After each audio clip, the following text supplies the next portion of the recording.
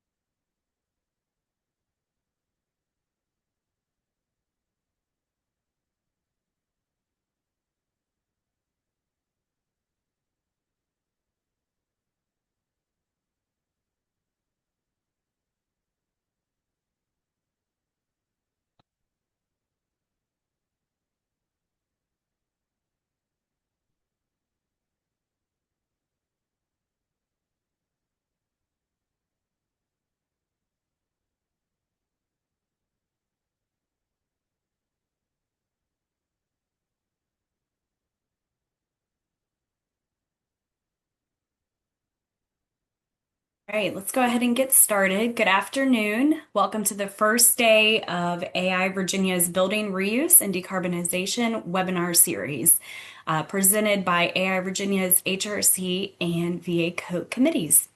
My name is Delaney Ogden, the Director of Education for AI Virginia and the host helping with presenting the webinar today. A few housekeeping details before we get started. We'll have the chat feature available to you today, so please feel free to engage with others. Let people know where you're from, maybe what firm or what company you're with, and engage with other people today. We'll also have a Q&A portion at the end of the presentation with our speaker today. So please make sure to use that tool if you have any questions after the presentation. If you have connection challenges, please remember to remain on Zoom. Zoom does a really great job of reconnecting you if you have any of those challenges. And for optimum bandwidth, just make sure all of your apps and other web pages are closed. That'll definitely help. I'll be sending a survey after the session to those of you that are participating. We would love your feedback, so please make sure you complete that survey for us. This session today has been approved for 1.5 AIA LUs, and the credits will be reported within 10 business days. And like I said previously, we'll have a discussion and Q&A period after the presentation. So now I will turn it over to Kat Smith for a few comments about our webinar series. Kat? Thanks, Delaney. Hi, everyone. I'm Kat Smith with Grimm and Parker Architects in Northern Virginia. I'm here to introduce the series. So the presentation that you'll see today is the first of four as part of our building reuse and decarbonization series that COAT is doing in collaboration with the Historic Resources Committee. The point of this series, I'm sure as you all know, the building industry is one of the largest producers of carbon globally, and our hope is by adapting existing buildings rather than demolishing and building new, we can avoid emitting thousands of tons of carbon into the atmosphere. With a growing shift towards renovation over new construction, this series will show how the renewal of existing buildings as high-performance facilities creates a sustainable and resilient world. The series brings together leading experts in architecture, interior design, sustainability, and electrical engineering to share their knowledge with you over the next several weeks. So hopefully you're looking forward to it. So I will introduce Lauren Bailey, who will be our moderator for the series today. Take it away, Lauren. Good afternoon, everyone. I'm honored to be able to introduce Sara Langmead. Sara is an architect and engineer who specializes in the restoration and adaptive reuse of existing buildings. Her approach integrates modern use requirements with an analysis of feasibility, building technology, and historic and cultural significance. She is a co-leader of the Quinn Evans Heritage Practice. So Sara, take it away. Thank you, Lauren. All right, let me start. Hi, everybody. It's great to be here today. I'm very excited to present at the beginning of the Building Reuse and Decarbonization web series. So, I know that the theme for this series is building reuse and decarbonization, and this is the type of work that we at Quinn Evans really love the most and that we believe is the most important when it comes to having a real impact on carbon and climate change. We think it's a really crucial strategy to reuse existing buildings, and I will explain part of why that is. So this is how we think about building reuse projects. Building reuse is not about reliving the past. Building reuse is climate action, and in both big and small ways, building reuse can be social action too. These are the lenses through which we like to view our projects at Quinn Evans. And we'd like to look at them all together. Each time we touch an existing building, an existing place, we have the opportunity to further our environmental, social, and cultural goals toward a more sustainable future. And this is what makes a lot of this practice of transforming existing places meaningful. So preservation at first might seem incompatible with sustainable design, because when we think of sustainable buildings, we think of new, light, smart, minimal buildings, right? But old buildings are heavy and wasteful and inefficient. So how do these two agendas overlap? Well, at their core, both philosophies are about conservation of the natural environment and of the built environment. And together that constitutes the whole environment. You can't really separate them. And as people who use buildings and who make buildings, our job is to be good stewards so that we can pass down our built legacy and our planet in good condition to future generations.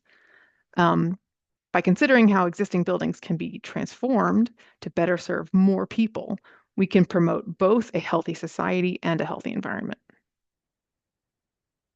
So what's the importance of building reuse for the AE industry? This we kind of take a look at here. What's the business case rather, for building reuse? Well, there's a lot of existing buildings, right? If you look at our total existing building stock, 90% of it or so is existing. So the progressive building codes that are designed to help new buildings use less and be more efficient don't do anything to our existing buildings unless we're also doing things to our existing buildings.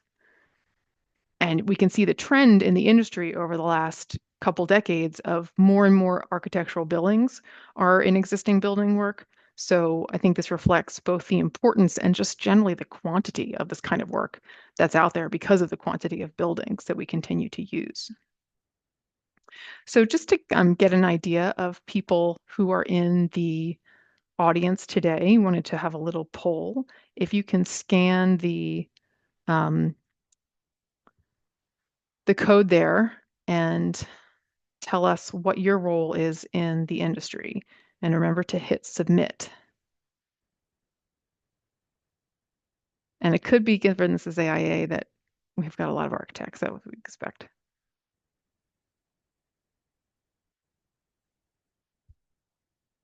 Okay, so mostly architects, no surprise there.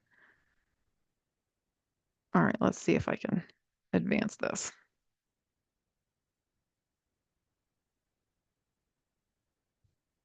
And this is where the technical difficulties lay. Trying to get to the next side. All right, not working. Let me see if I can do this online. Or we'll just skip it for now. So you can post it in the chat if you want. What percentage of your work deals with existing buildings? We do a lot. We can check the chat for that. And then another, another lens that we like to look at these projects through is the environmental case for building reuse. And on July 23rd, my colleague Denise Gravel is going to be giving a presentation in this webinar series entitled Carbon Counts, quantifying the value of existing building stewardship. And she's going to be going into these concepts in a lot more detail. So I hope that you can join us for that as well. So this is just a brief preview of, to put into context, the case studies that I'm going to share later. So I think everyone's probably pretty familiar with these statistics, right? That about 40% of carbon emissions can be traced back to the building industry, that we know the difference between embodied carbon and operational carbon, embodied carbon being the carbon that is used and put into the atmosphere during the construction of the building, and then the operational as ongoing use of the building. And when we look at the importance of that, the embodied carbon is an initial investment. It's a sunk cost, and then every year with operation, we accumulate more and more carbon debt. If we can figure out a way to reduce the existing buildings' carbon use, then we have our sunk cost, and then we're not adding to that over time. And this can really make a big difference on the scale of the existing buildings in our building stock. So some of the strategies that we use to reduce carbon in buildings in terms of embodied, we can reuse buildings and building materials. We can use less. We can use low carbon materials. We can use landscape to sequester. And then in terms of operational, we're looking at reducing energy use, putting in on-site renewables, or getting more renewable energy sources, even if they're not on-site, to power the project. And another thing, as people who retrofit buildings, we think a lot about how can we plan for future retrofits, because whatever fit out materials we're putting in the building, within 20, 30, 40 years, all of those are going to need to be replaced. So another important reason that we reuse existing buildings is the role that they play in the community. You may have noticed that I'm using the term building reuse instead of historic preservation. I have a degree in historic preservation. That's part of what I practice, but I don't consider myself a preservation architect necessarily. But I believe very strongly in historic preservation and its importance to culture and identity. But we don't want to limit the concept of preservation to just the places that are considered historic, because that overlooks a lot of our existing building stock. And some buildings are historic. They meet certain criteria, they look a certain way, and they're commonly understood to have value because they are historically significant. But our built environment encompasses much more than that, and our focus on sustainability needs to as well, because in order to really make a difference in the amount of resources and carbon we use, we need to consider the whole spectrum from historic to just plain existing. Sometimes in our office, we distinguish these by talking about big P preservation versus little p preservation. And you don't have to be a preservationist to practice little p preservation. We all do it all the time. So why is building reuse a form of social action? Well, as architects, we focus on buildings, but we know that buildings are more than just objects. They define the urban landscape, they create places, and the places are an integral component of community identity. If you want to raise the fortunes of a community, you can't simply replace it with a new sustainable building, right? Or with a block of new sustainable buildings. It sends a much more powerful message when you improve it, because it's still the same place and it's for the same people, right? But it's better. And not only is it for the same people, it can be remade for more people, for all people.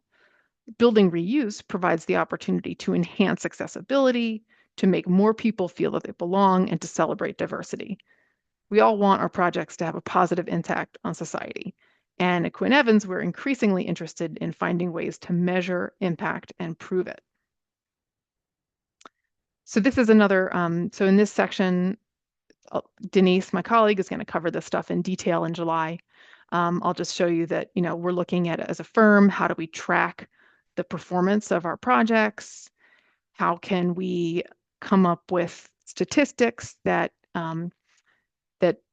track the amount of carbon, both embodied and operational, that's going into our buildings? How do we look at our projects and compare, like how much new carbon did we put in the project versus how much carbon was preserved because we kept that building material? And, you know, it has a big impact, right? I mean, we've tallied that the last 4 years of projects at Quinn Evans is the equivalent of taking almost 50,000 cars off the road for a year in terms of carbon. And so that's encouraging, right? We want to be having a positive impact with our work. So yeah, Denise, again, she's going to go into some tools that we use to quantify carbon from early to later design stages. And, you know, we're developing our case studies of our own projects to take a look at what is the difference between different retrofitting options and just demolishing a building and building it again. We know usually this math happens in terms of cost for an owner. You know, that makes a lot of sense.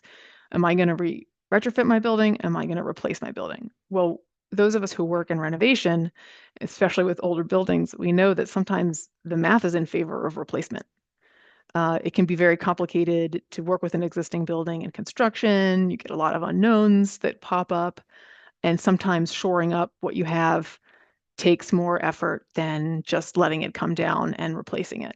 But what's important conceptually is that we know that it has a greater carbon impact, right? So on this slide, the third option is the demo and build new option, and that is a bigger expenditure of carbon than the second retrofit option, where they're looking at reducing the energy use impact by a greater extent through renovation. And you know what's interesting is these are 6 of our projects that we have worked on around our 5 offices, and they're all office buildings.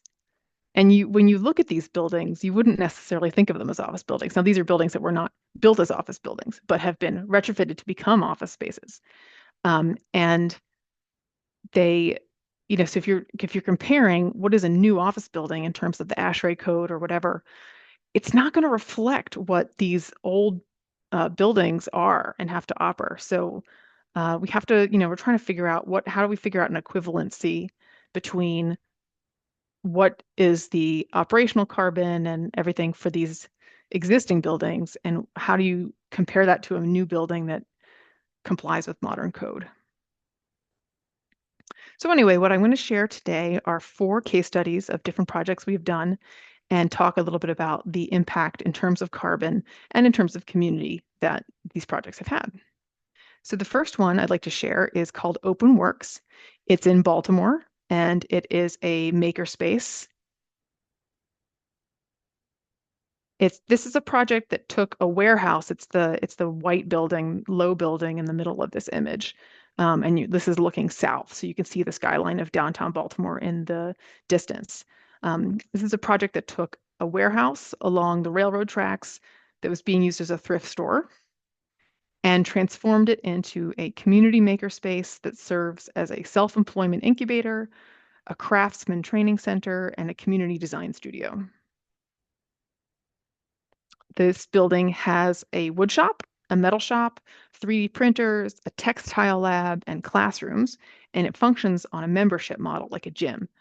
You can take classes on how to use the equipment, you can join a hobby group, and there are studio spaces that can be rented and combined and configured in a myriad of ways to support anything from hobby work to a single or multi-person business. So what has happened since the project opened is that it's become basically an Etsy incubator. And this has both indoor and outdoor community gathering spaces. The parking lot hosts craft fairs where the makers in the building can sell their creations, and the lobby is open to the public and includes the cafe of a local coffee roaster. So reusing the existing material in this building avoided expending 67% of the embodied carbon of a new structure. And that's equivalent to the CO2 emissions from burning 6.2 rail cars worth of coal. So this is a small project. It's only 35,000 square feet, but has a pretty decent impact since we didn't throw it away. So some of the design strategies that we used in order to achieve this is to use a simple palette of minimal finishes For the most part, we're using what was already in the building and polishing it up rather than introducing a lot of new material. Using daylighting and open plans to brighten up the space. Denise, again, is going to talk about the research that we've been doing into daylighting analysis and how different strategies for existing building projects in particular can be employed to maximize the impact on occupant well-being with daylighting. So occupant well-being, obviously, and also energy use. And then, finally, we found opportunities to bring more daylight into the core of this box and, bouncing it around and sharing it. Like on the left is this main feature stair with a skylight, glass walls surround it. It's kind of a white light box, and it brings more daylight, not only into the first floor core, but also down to the lower level. And then adding splashes of color and wood to add some warmth to an otherwise industrial space. The wood in the meeting room on the right was actually finished at the wood shop on site. So they also used the 3D printers on site to make the room signs. So it's cool. It's kind of like the building built itself, unique to this kind of project. But in terms of the impact on the community, before this was the immediate predecessor was that it was a thrift store. Originally, historically, this was a train depot because right on the edge of the railroad tracks. It was where they repaired some train cars. But it wasn't really doing much in terms of contributing to the community. But the impact of the project started even before the building opened. They painted these murals on the boarded up windows, and it announced that something new and exciting was coming. So it started to transform the neighborhood with this anticipation of reinvestment and transformation to come. And then our local Coppin State University, their business school did a study that estimated that the facility generates $9.9 million of annual economic impact. And a lot of that is because of its role as an employment incubator. So this was a meaningful transformation in this project, especially because it took a building on the wrong side of the tracks and turned it right. So the next project I'm going to present is the Marie Reed Community Learning Center in Washington, D.C. It is the major renovation of a brutalist style 1970s building that houses an elementary school, a public health clinic, a child care center, women's health clinic, and community swimming pool. And it is in the Adams Morgan neighborhood of Washington, D.C. So it was not a well-loved or inviting building when we started out. There were major challenges on the site relationship. Safety and accessibility were tough. There's a lot of grade change, so that made accessibility challenging, and a lot of sort of nooks and crannies, which made safety a challenge as well.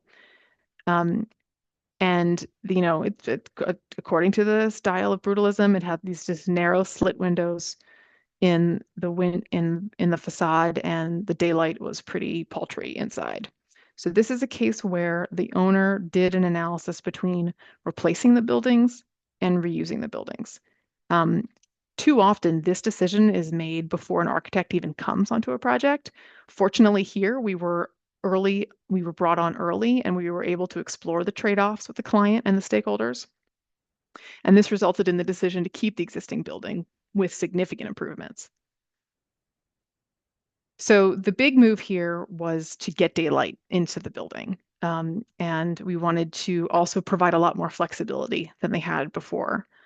This building was built in the 70s at a time when they were considering taking walls down between classrooms. So what ended up happening is in these big spaces that there would be multiple classrooms with partial height walls, and then it was all open above. And anybody who has kids and who has been into a school knows that this is an acoustic nightmare. So the building never functioned very well, even for its initial, the initial design, and since it was the same use. So we were looking at trying to make it flexible, but trying to make it function much better. And in terms of the design concept, we have these classroom neighborhoods that are sort of gathered. And we have new skylights. Before, you can see that it was concrete barrel vaults.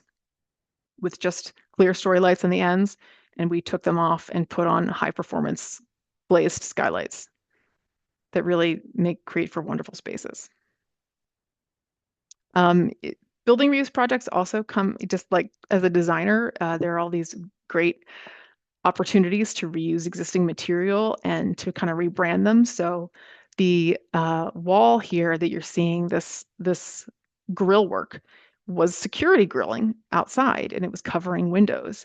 And we took it off and reused it for this classroom so that it's a space where you can hang art. So that also sort of turns the messaging of the building from something that was a negative to something that's positive. These are some images that show before and after of these same spaces. And, daylight was really the primary design move here. How do we get this into the space, brighten it up, cheer it up? And so this building is LEED Gold and achieved a 44% energy improvement from the 2030 baseline. And it incorporated a bunch of green strategies. There's a green roof, and there's better stormwater management, and LED lighting, which it hadn't had before. So, this is a very concrete heavy project. It's brutalist. And so this is in terms of concrete, as we know, it's a very carbon intensive material. And so by reusing the concrete alone of this building, we saved 1,200 dump truck loads of concrete from going into the landfill. So, these are some examples of brutalism around Washington, D.C. A lot of you are probably familiar with them if you're from the area.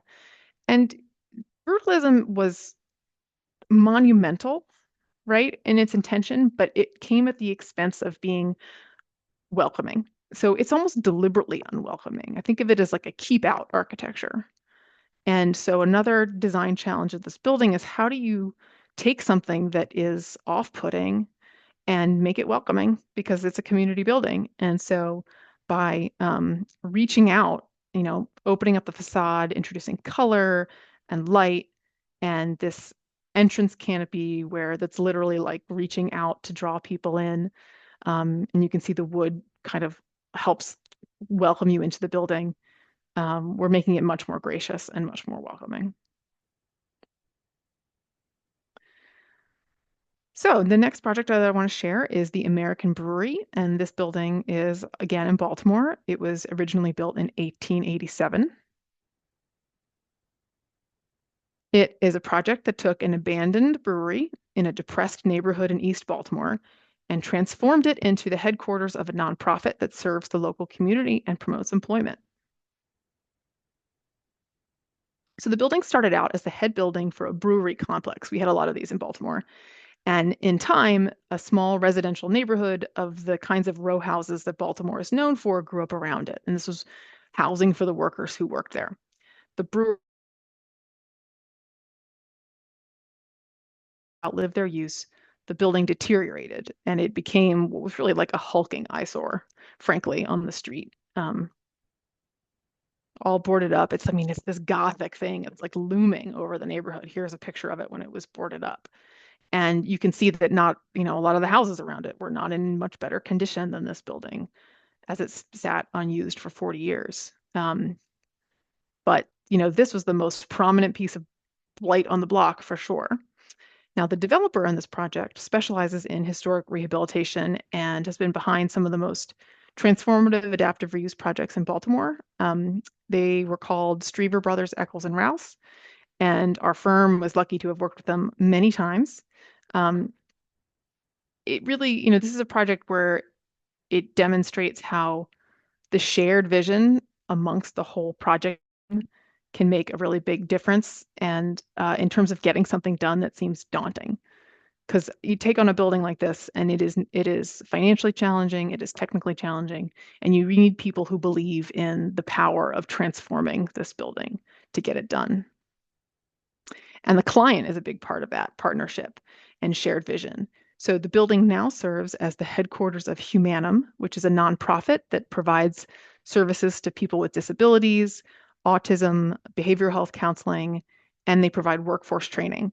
And they focus on people who have barriers to employment, such as disabilities, poverty, long-term unemployment, and prison records. In the course of this project, the building was thoroughly restored and modernized. This is a image of the lobby, and on either side of this are community rooms that are used for classes, events, and movie nights. The stair in the middle of the lobby, you might be looking at that like, wait, there's no handrails. Well, the stair is the stairway to nowhere. It goes and terminates up at the ceiling level. It was a historic stair, and this project received historic preservation tax credits, and the Maryland Historical Trust indicated that the stair had to stay, even though it was not part of the new design scheme. So it remains as an artifact and an object in the lobby that is not used. But what's fun is figuring out what artifacts in the building you can reuse and you can make a big part of the design. So if you see this section of the building, the central tower contained a chute that was used to store hops. And so grain would be delivered by horse-drawn carriages at the lower level and lifted to the top by a conveyor belt. And then when it was ready for use, it emptied from the spout shown in this photo to containers on the third floor. Oop. Anyway, actually going back to the slide for a second, you can see on these green tall things on the right that look like maybe they're columns. You can see the individual scoops. That's the conveyor belt. So anyway, like these adaptive reuse projects, the initial design challenge is to decide which existing features to keep. And in a lot of cases, like as I said, if you're getting historic tax credits, you may not have a choice because the preservation agency in charge of managing the tax credit might tell you. So we kept the grain chute spout. It's pretty cool. It's a central feature of the space. And by putting glass in this hole in the floor, we continue to reference the history of the building and how this space was used, because that's where the grain would come down. In terms of sustainability strategies, this building was originally designed as a factory before electric lighting, so it has large windows to admit light. And by using an open floor plan and white walls and ceilings, daylight can once again be maximized because we were bouncing it all around. The original windows in this project were not in good condition when we started, and many of them were missing. So we were able to put replica windows in, and that presents the opportunity to have a much higher performance window with insulated glass units and low-E coating and all that. And just a better seal, as we know that air leakage around openings in the facade is one of the biggest areas where we can have an impact on the energy efficiency of the building. And fortunately, in the case of this building, we had hair photos of the building. So hair is the historic American engineering record. For many of you are probably familiar with HABS, the Historic American Building Survey. This was the equivalent that was done at the same era for engineering. It's not for engineering buildings, it's for industrial buildings. So HABS is for notable architecture, and HAIR is for industrial buildings. So it's just kind of funny to think that in the 30s and such, they would have looked at this building as an industrial building that wasn't interesting for its architecture. Because these days, it seems very much like something of architectural interest. But either way, we have the documentation. We could see what the windows looked like. We could see where the light was divided. And that helped us gain approval to replicate the windows. Inside the building, the original wood from the grain chute was repurposed as the wall finish in the elevator lobbies. And so it was kind of like we took the chute and we kind of unfolded it and turned it inside out. But we also added window openings in the chute so that we could get that access to daylight and see the views out. And this steel fermentation tank on the second floor was cut open, and so it's occupied as a huddle room, which is echoey, but it is kind of a fun little touch.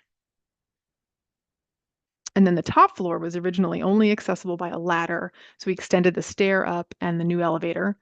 And the space is now a conference room, an event space with these beautiful tall windows. They have great views of the city. And we had our office holiday party there before the pandemic, and it was catered by one of the many businesses that employ Humanum workforce development graduates. these are some of the businesses that have spun out of Humanum's workforce development project. And two of them were actually a direct result of this project. A company called Dental's Deconstruction. They provide architectural salvage and demolition services. And a company called Brick and Board, which resells the salvaged architectural material for reuse. So even better than salvage is reuse, of course. And these are some numbers that represent the amount of material that avoided going into a landfill as a result of restoring this building. So it's 5 stories of load-bearing brick masonry. That there are more than 500,000 bricks in this building. And if all of that had gone into a landfill, it would occupy the same amount of space as 18 million glass bottles. So every time you recycle a glass bottle, instead of putting it in the trash, the reuse of this building had that environmental impact times 18 million. On the rear facade, we cleaned up the sort of there's this 1940s nondescript addition that they had on the rear, and that's where we were able to add another egress stair, and you can see some more modern design elements there since it was a non-contributing addition. And now this building, which originally spawned the neighborhood, and then spent 2 generations looming darkly over it, now lights up the street. And once again, it's a center of employment, not just for the neighborhood, but for disenfranchised members of the greater community. So this is a really great project. This is before I joined the firm, but it was the one that made me really want to join the firm. And finally, I want to talk about Michigan Central Station. This is a fantastic project, opened last year. It's in Detroit. It was originally built in 1913. And it was considered at the time to be one of the grandest train depots in the United States. It served more than 4,000 passengers a day at its peak. But rail travel, it was also the tallest train station in the world. You can see, obviously, it's got an office building on top of the train station. But the preference soon switched to cars, and the ridership declined, and the station was closed in 1988. And it remained vacant for the next 30 years until the Ford company, acquired it in 2018. And Bill Ford had a vision to propel Detroit forward and using this building to create a mobility innovation hub. The building was originally designed by Warren and Wetmore of New York and Reed and Stem of St. Paul, Minnesota. And these two firms had previously designed Grand Central Terminal in New York. So if you kind of see some design similarities, that makes a lot of sense.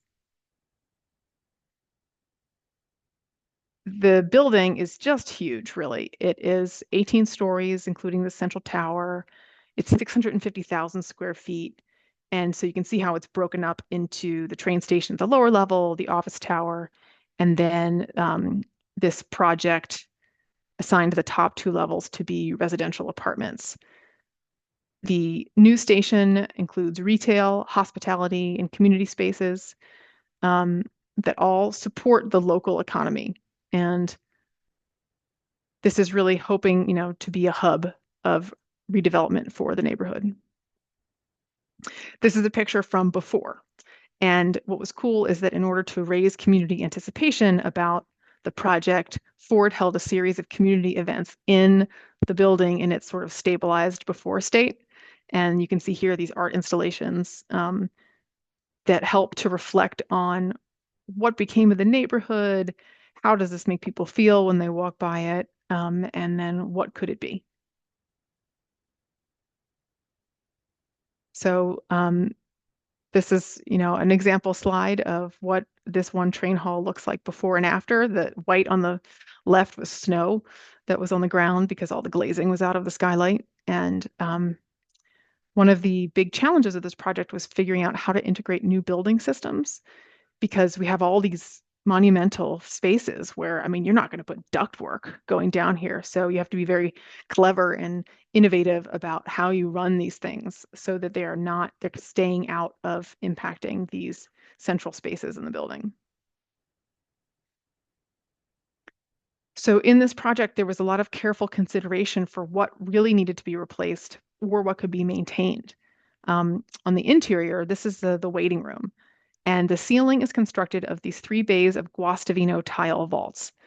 The vaults are, the Guastavino tile is this terracotta tile. It is multiple layers thick because it's a structural tile, and they're set in this herringbone pattern. And the way that they layer and interlock is the structural component of how it functions without additional support. At the bottom of the vaults, since they are load-bearing masonry, essentially, they can be up to 20 layers thick of tile. So there's just a ton of material. And we worked with our structural engineer, Silman, who also specializes in existing buildings, and found that there was not a lot of damage. And my colleague Angela was up there on a lift. I mean, several of my colleagues was up there on a lift and tested every single tile.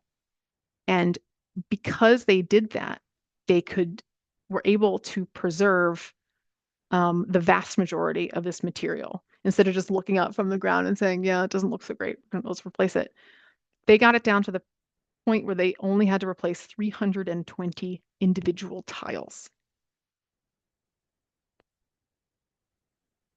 We also looked at how much material we were putting into exterior repairs. So here the cornice has a pretty prominent overhang, as you can see, and a lot of the terracotta pieces that made the cornice were in pretty bad shape. Terracotta is attached with metal anchors from the era of this building. They're not, it's pre-stainless steel, so they corrode. Terracotta cracks, it's hard to repair in any kind of really stable way. And so when we looked at replacing the cornice unit, instead of going back with new terracotta, we actually used fiberglass. And the fiberglass is much, much more lightweight and does not require anywhere near as much steel support infrastructure. So we saved material in that way. And it's on such a large building as this, it's kind of mind-blowing to run the numbers, but just the amount of limestone alone that was salvaged, that was reused in this building, not salvaged, but was reused because it was maintained, is the weight equivalent of 38.5 Ford F-150s. So you can also see that we like to use some sort of comparison metric that echoes the project. And the results are really beautiful. This space opened up last summer. We got to present it right before it opened, the very week that it opened. And it's really starting to help revitalize this neighborhood.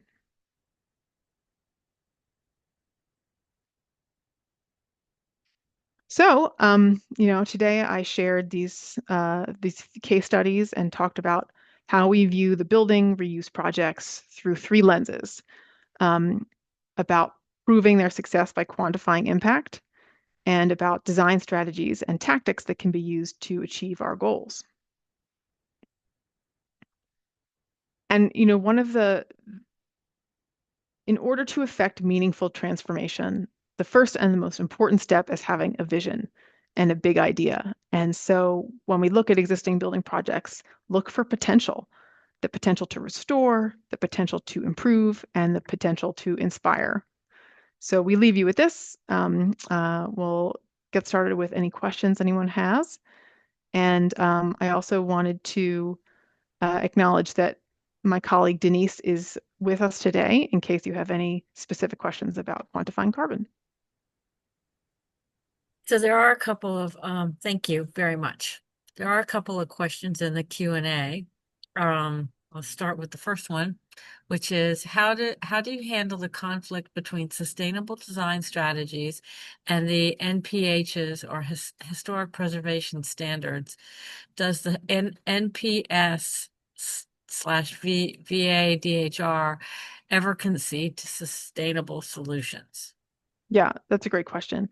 I think for many years, preservation agencies, people who are like the National Park Service and state historic preservation offices, their mandate is to find the way to maintain as much existing material as possible that's historic, because the more whatever ground you give is lost forever. So, but in our experience working with these agencies over the last decade or so, is that there's been a sea change, I think, in terms of understanding that there's no point in preserving a historic building and every last inch of material if a flood event is going to take the building out or have an impact. So we find that we always like to consult with these agencies early on in the design process and share with them our thinking about trade-offs. And there are certain things that that it can be very hard to convince an agency for. One thing that comes up in my project experience a lot are wood windows, and forever it was like, no, you have to first of all maintain the existing window if you can make it work. But one kind of funny thing that happened is, well, funny. After the pandemic, I was talking to a state historic preservation officer, not a staffer at in the DC SHPO's office, and he was telling me that he would never build a building without operable windows again, right? Because we just all went through this pandemic where the inability to get fresh air made spaces uninhabitable by groups of people, right? And so after 2 years of being like, I need my window to open, suddenly they were like, yep, we're gonna allow window replacement because oftentimes you can't make the existing windows operable again. Another thing that comes up a lot is our solar panels on the roof. And this is something, again, where I think that preservation agencies are more and more open to understanding that renewable energy is important and that there are ways. You have to be strategic about how you're incorporating it. And so yes, maybe you can put solar panels on this historic building, but no, maybe they're not facing the street facade or the primary facade. Maybe you're locating them in other locations. You're making sure that when you install them, that they are penetrating the roof of the building, for example, in a way that isn't going to deteriorate the historic roofing material. And there's always good design, right? So if you come at these preservation agencies with a good thought through design and you can back that up and you can explain, hey, and you can come with analysis about this is the impact, then I think we found that it is easier to get approval for changes. I mean, you have to compromise, but you have to show that you've done your homework. Mm-hmm. So that question leads right into the next question, which is on several projects requiring BAR review and approval. They insist on single pane, true divided lights for new windows, even on new construction. Has this affected any of your work as well? It's obviously problematic for achieving energy improvements in older buildings. Yeah, certainly. So, Lauren, what was the acronym? VAR? BAR, bar. I'm not. It's Board of Architectural Review. That's Is a that it? Oh, DC. okay. Yeah. Oh, Okay. in DC. Okay. Oh, okay. Sorry, I wasn't familiar with that as an acronym, but yeah, not all groups are on board with this. I'm a member. I'm a commissioner on the Baltimore City Commission for Historic and Architectural Preservation, and we have had a lot of discussions about this, and I think it's incumbent upon all of us in the industry to push for changes in the way that historic preservation is regulated. I mean, I say this as someone who straddles the boundary here. I have a degree in preservation, but I did my master's thesis on sustainable retrofitting. So it's really about the overlap. And so personally, I'm a big proponent of replacement windows that improve energy performance, especially because it just doesn't seem like why replace something if you're putting something that's low performance in there. So if the more that people come to them with numbers, I think the better chance that that will change overall. And you can Okay. pit them against each other.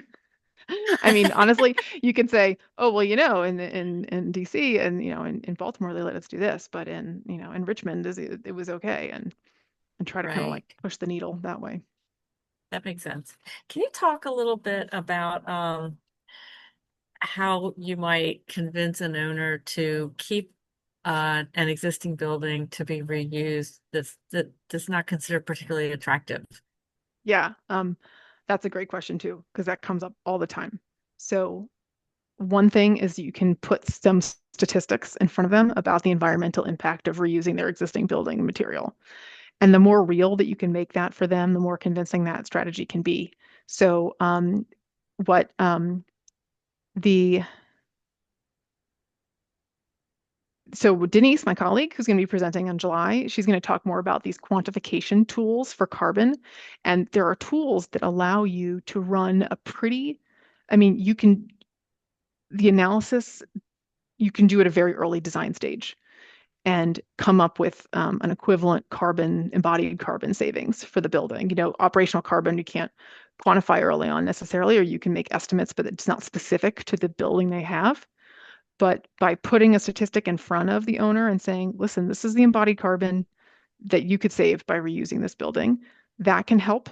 And then good design proposals, being able to come forward and say, look, this uh, this is what you're building. You think of it as kind of a dog, actually. So I'm currently working on a project in Frederick, Maryland, which is the Maryland High School for the Deaf. And it is, yeah, and it is their vocational arts building. It was built in the 1970s, brick, tiny windows. It's not really brutalist. I mean, it's not like anything at all in terms of design style. And it just had like slit windows, minimal daylighting, nothing in the core, totally dark. Half of it's below ground. And the principal of the school described it as a dog of a building. And we are coming through and we've cut this L-shaped skylight into the building in the middle and we're bouncing light around and this project is going to open at the end of the summer and it is an incredible transformation. So by having a big vision about what you can do with these existing buildings, I mean, it's going to be a gazillion times better. And this project we'll definitely put this project in this presentation in the future when we have our final photos done. Mhm.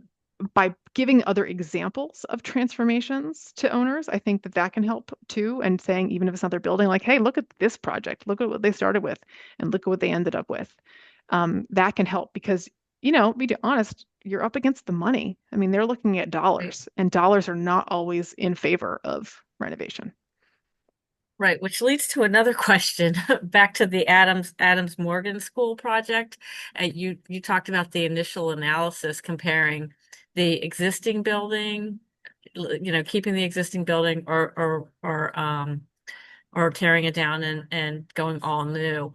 Did that initial analysis was that in favor as far as dollar signs go, or was it actually still more expensive to keep the existing building? Unfortunately, I'm going to have to follow up with that. That wasn't a project that I had personally worked on, so I am not sure how the Okay. dollars worked out. But if you'd like to email me, I'd be happy to follow up with my colleagues. Will do. And I do want to remind people that to put their questions in the Q&A. However, there's another one. Do clients, I mean, I guess percentage wise, do clients typically come to you knowing they want to reuse their building or not reuse their building? I mean, how does that conversation go? I think the majority of projects that come to our office, since we are known for preservation and reuse and Hmm. renovations, are the owner is already on the side of that. Um, and we do a lot of new construction as well, but you know, our reputation is solidified by rebuilding. So often it comes down to that, but yeah, they come to us with an existing building and they're like, what can you do with this? What can you do? What about for this group, the roadblocks that would get in the way of keeping an existing building? Well, Like the yeah. how do you convince the client and what roadblocks could these people, you know, expect to see?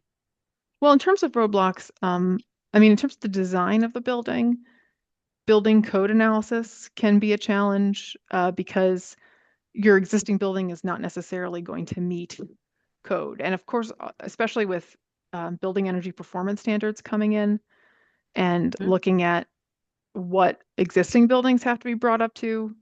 Um, I know that building owners and operators are sort of worried about what does it mean for their expenses.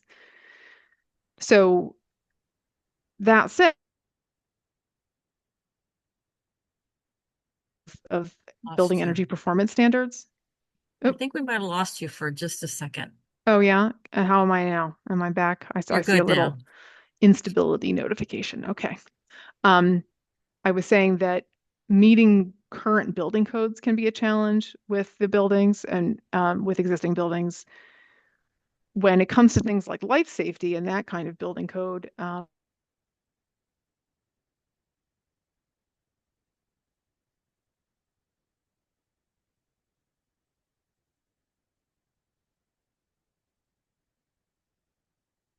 I think we lost you again. Uh-oh. Yeah, Lauren, it looks like we did lose her for a moment. We'll give Zoom a moment to reconnect. Sorry, everyone, for the technical difficulties. Just give her one moment.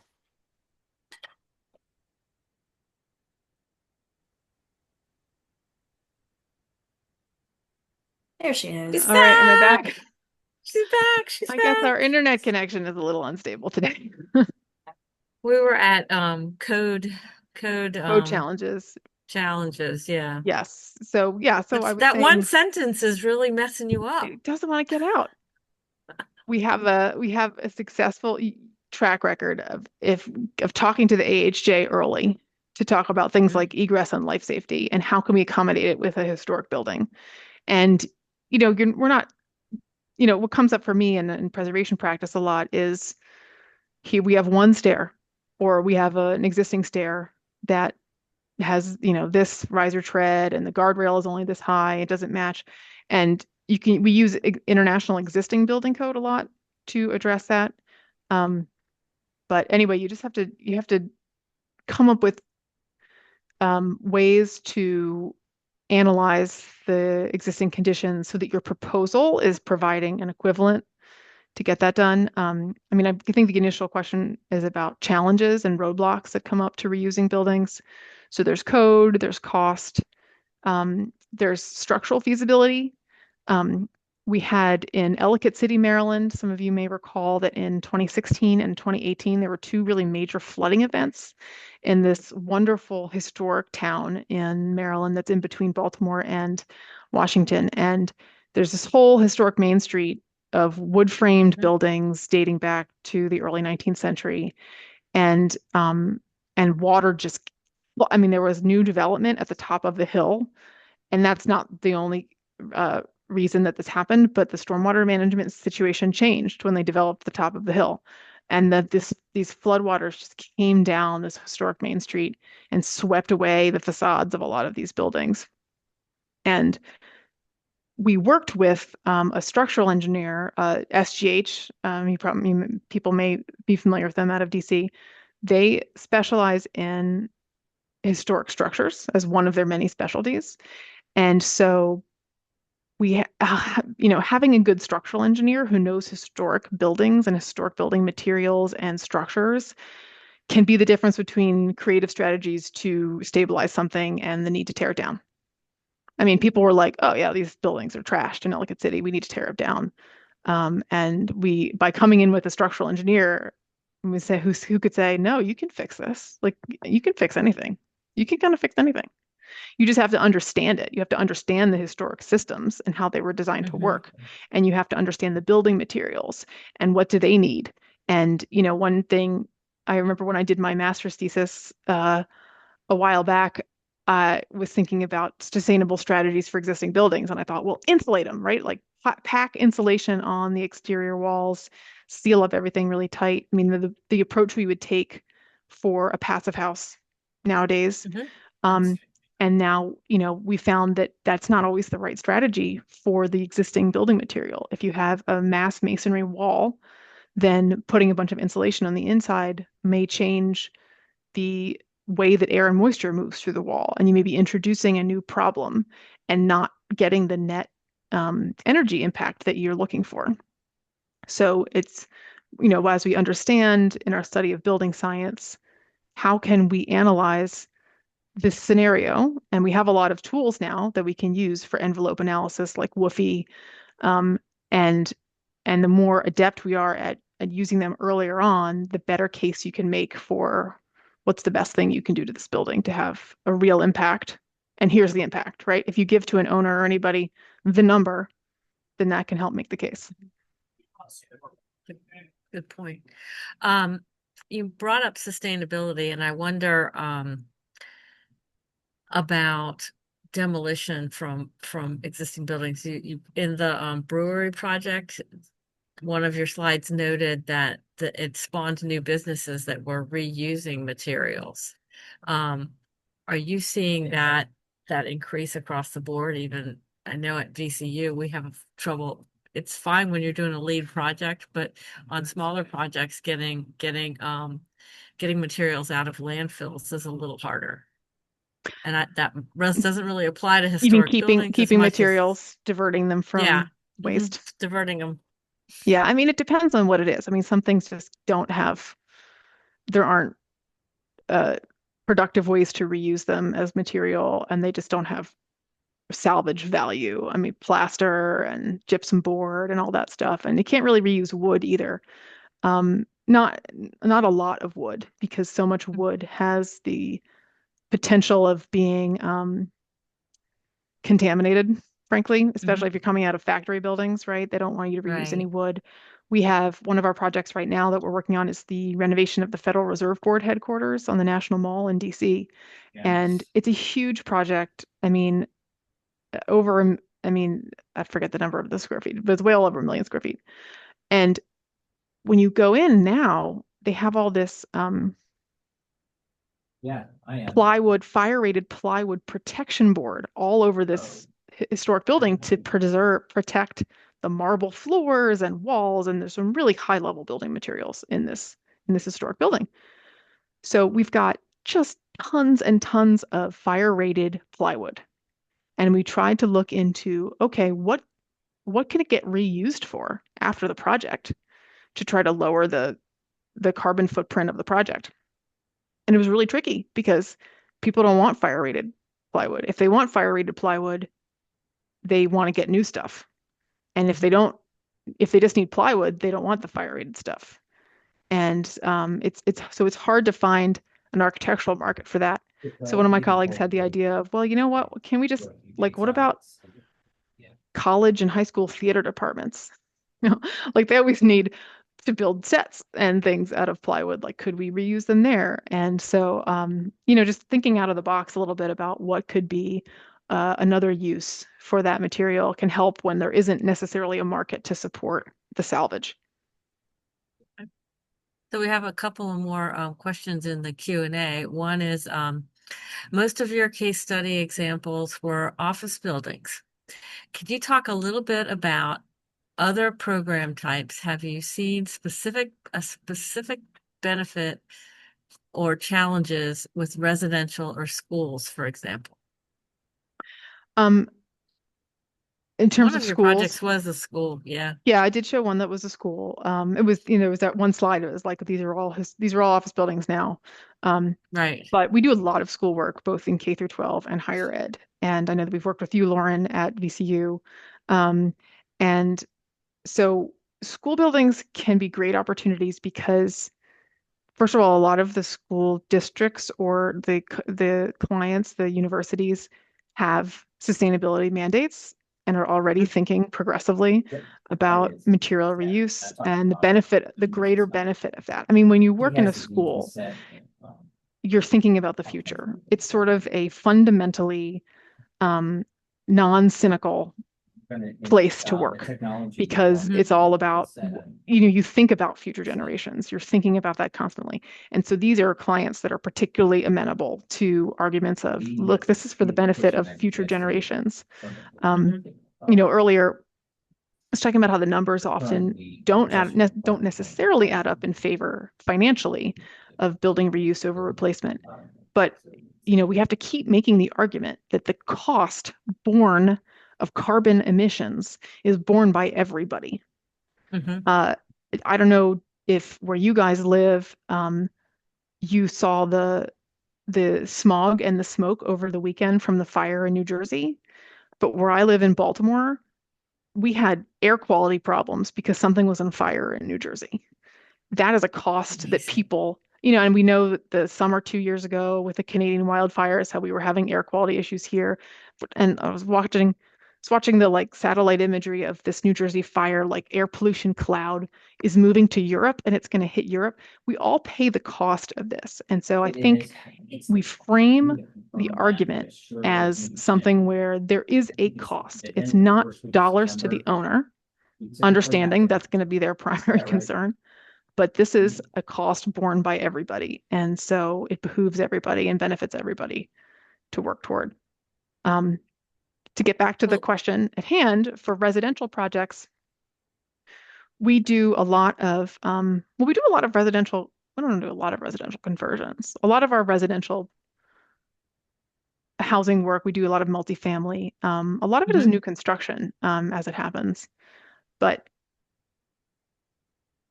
so I think I would have to defer to some colleagues on particular challenges there. I guess one thing is that the you go into, you know, the perceived value of a residential space can be based a lot on the finishes in that space. Mhm. And so if you go in and you're like, this Formica countertop looks fine, just polish it up. Like it doesn't, nobody wants to buy that. People don't want to live there later. And so there is more pressure to replace more finished material because of just that's where the market is for housing. Right, that makes sense. Well, here, this next question has to do with cost as well, and it is with the cost benefit analysis, how much cost are you anticipating reuse is adding to a project, if any? Are you specifically looking at additional grants or otherwise to cover the gaps? Does it ever come out as being not worth it? Yes. I mean, in terms of money, it does come out to be not worth it sometimes. That's a hard question to answer because it is so case by case. And uh, that's one of the fun things about renovation projects, that no two are the same. I mean, you start Mm-hmm. to see similar issues come up, but it's always an exciting individual case of what you're gonna encounter with an existing building. Um, so we don't have numbers that we would not say it will cost you 15% more to reuse this building than to replace it. I mean, that might be the case for a particular building that you could calculate that, or you could try to calculate that. Um, but I think it is counterproductive to think that there is a number that represents the cost of reuse over reconstruction in general, because that assumes that reuse is always more, and it's not always more. It's just that it sometimes is. It's more complicated almost all the Mm-hmm. time to reuse, to renovate an existing building than rebuild. But that's why we develop the skill sets of understanding existing structures and the issues that come up over and over. Right. Um, I don't actually have any more questions in the Q&A. So I think that we get Delaney back on. Yeah. We appreciate your time, and it was a great presentation. Thank you. Thank you. It was great to be here. Yes, thank you so much, Sarah, for joining us. And thank you, Lauren and Kat, for being our moderator and co-moderator today. And we look forward to everyone joining us next week on the 25th. So please mark your calendars and the rest of the two other sessions after that. So thank you again, everyone, for joining, and we hope you have a great rest of your day. Take care. Bye-bye. Thank you.